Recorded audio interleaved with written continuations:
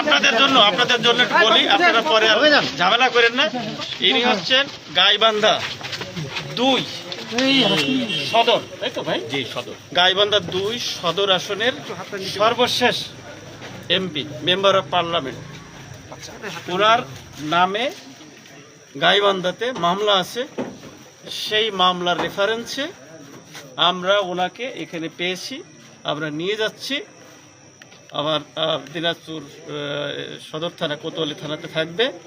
পরবর্তীতে এসে গাইবান্ধা থেকে পুলিশ সদস্যরা আসবে, এসে ওনাকে নিয়ে যাবে, নিয়ে গাইবান্ধা কোর্টে ওনাকে হাজির করবে।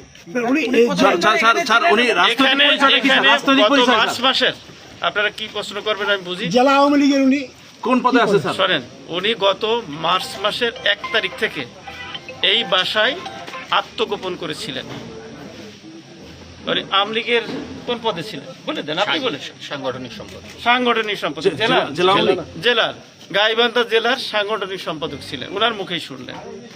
ঠিক আছে, উনি নির্বাচিত সাবেক উপজেলা চেয়ারম্যান এবং সর্বশেষ যে 2024 সালের 7ই জানুয়ারি যে সংসদ ইলেকশন হয়েছিল, সেই ইলেকশনের তিনি নির্বাচিত মেম্বার অফ পার্লামেন্ট।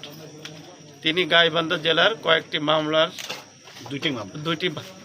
দুইটি মামলায় উনি এজাহারভুক্ত, তালিকাভুক্ত আসামি। আমাদের এখানে আত্মগোপনে ছিলেন, আমরা সংবাদ পেয়ে আমরা ওনাকে নিয়ে যাচ্ছি এবং গাইবান্ধা পুলিশকে আমরা হস্তান্তর করে দেব। মালিক ওনার আপন ভগ্নিপতি।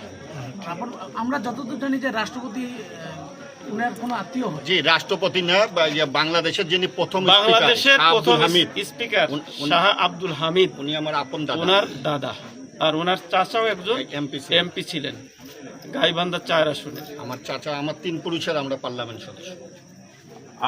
আপনি কি স্বতন্ত্র থেকে নির্বাচিত? থেকে এমপি ছিলাম আমি, স্বতন্ত্র থেকে এমপি ছিলাম আমি, স্বতন্ত্র থেকে উপজেলা চেয়ারম্যানও ছিলাম আমি। এবারই সর্বশেষ এমপি হয়েছি, উপজেলা চেয়ারম্যান। এবার আপনাদের আমি এমপি নির্বাচন। এবার দেখি আমাদেরকে